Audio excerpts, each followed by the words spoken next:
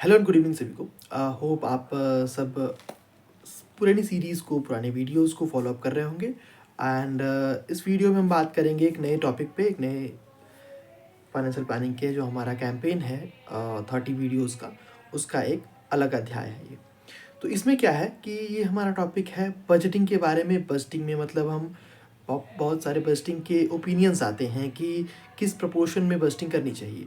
तो उसका जो प्रपोर्शन है जो काफ़ी पॉपुलर है, हम उसके बारे में इसमें चर्चा करेंगे, जो कि है 50-30-20 रूल। बहुत सारे इसके अलावा भी हैं, लेकिन ये सबसे ज़्यादा पॉपुलर है और सबसे ज़्यादा लाभदायक भी है। तो हम इसमें इस चीज़ की चर्चा करेंगे।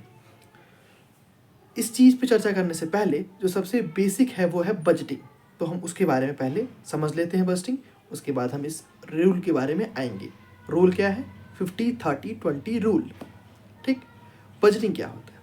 बजटिंग मतलब कि अपना जो एक्सपेंसेस है, आपके पर्सनल जो एक्सपेंसेस हैं और जो इनकम है, उनको हम कैसे एक फॉर्म में लाते हैं।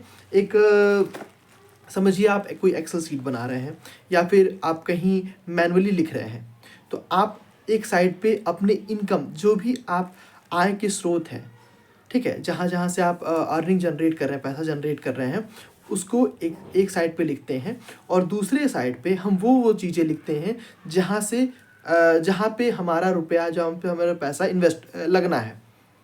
आइदर वो हमारे पर्सनल एक्सपेंस हो या फिर मेडिकल एक्सपेंस हो या फिर कोई भी चीज़ के हों, तो दो साइड में लिखेंगे। इसी को हम फाइनेंशियल टर्म में बजटिंग कहते हैं। तो ये हो गया बजटिंग। बजटिंग के बाद हम आते हैं रूल पे कि रूल क्या है। तो रूल ये है कि 50-30-20 रूल। अब हम इसमें अपने जो एक्सपेंसेस हैं उनको इस फॉर्म में डिवाइड करते हैं। जैसे कि मान लीजिए फॉर एग्जांपल, आप पर मंथ 50,000 रुपये सैलरी अर्न करते हैं। हम अभी तक अपने सोर्स ऑफ इनकम को सिंगल मानते हैं, सिंगल सोर्स ऑफ इनकम मानते हैं।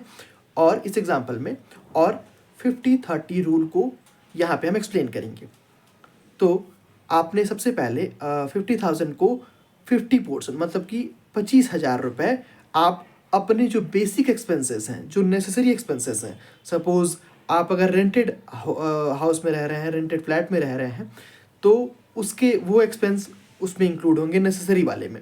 उसके बाद फिर आपके इलेक्ट्रिसिटी के बिल या फिर और जो अदर हैं, गैस है, पाइपलाइन है, इस सब चीज़ों के जो मेन नेसेसरी हैं, जो फिक्स्ड नेचर के एक्सपेंसेस हैं आपके, वो इस 50% वाले में आएगा। अब नेक्स्ट जो आता है वो है 30%, कि 30% में क्या आएगा। तो 30% में आपके जो पर्सनल और लग्जरियस एक्सपेंसेस होते हैं, सपोज़ आप कोई न्यू डिज़ाइन के क्लोथ खरीदना चाहते हैं, या फिर कहीं आप टूर्स एंड ट्रैवल्स के लिए मतलब कुछ विज़िट करना चाहते हैं, कोई जगह, कोई हिल स्टेशन या फिर कोई भी अपना पसंदीदा जगह, तो वो एक्सपेंसेस उस 30% में आते हैं। उसके बाद जो 20% है वो आते हैं सेविंग्स में, और सेविंग्स और इन्वेस्टमेंट, या फिर अपने डेप्ट को रिलीज़ करने के लिए। मतलब कि जो आपने कहीं से उधार लिया हुआ है, suppose for a credit card और एनी टर्म लोन या फिर कुछ भी आपने लिया हुआ है, तो उसको रीपे करने के लिए हम इसको यूज़ करते हैं। तो होप आपने ये समझा होगा। मैं एक बार इसे और आसान कर देता हूँ। इस रूल में है 50-30-20 रूल। ठीक। इसको हम अपने बजटिंग करने के बाद एलोकेट करते हैं अपने एक्सपेंसेस को, कि हमने जो भी अर्न किया है पैसा, उसे हम 50% अपने नेसेसरी चीज़ों में एक्सपेंस करेंगे।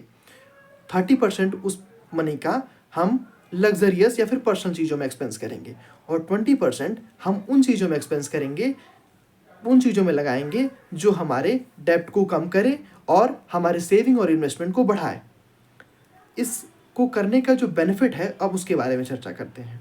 वो ये है कि हमारा जो आय का स्रोत है, उसे हम डिफ़ाइन कर पाते हैं कि कहाँ से आ रहा है, और दूसरी चीज़ कहाँ कहाँ पे हम पैसा लगा रहे हैं, ये हमारे लिए ट्रैक करना आसान हो जाता है। और दूसरी चीज़, ये बहुत ही सिंपल है लेकिन ये पावरफुल है। पावरफुल इसलिए है क्योंकि जब हम इसे रेगुलर बेसिस पे अपने डे टू डे लाइफ में यूज़ करेंगे, तो कहीं ना कहीं हम अपने पैसे को सिस्टमेटिक इन्वेस्ट कर पाएंगे और समझ पाएंगे कि कैसे हम पैसे को और ग्रो कर पाएंगे। सपोज़ किसी मंथ में आपने वो 50% में से कुछ सेव कर लिया, कहीं पे कुछ कम लगा, तो इस तरह आप अपने जो सेविंग वाले हैं वहाँ पे पैसे ज़्यादा मिल जाएंगे, तो आप ज़्यादा सेव कर पाएंगे और एनी हाउ वो पैसा फ्यूचर में आपके लिए हेल्पफुल हो जाएगा। तो होप आपने पूरी चीज़ समझी होगी और आप हम अभी तक हमारे सारे सीरीज़ को देख रहे होंगे। If you have any query regarding any of the thing, then you can just comment over here and our team will surely connect with you with a reply, with your answer. And thank you. Happy investing. Stay connected.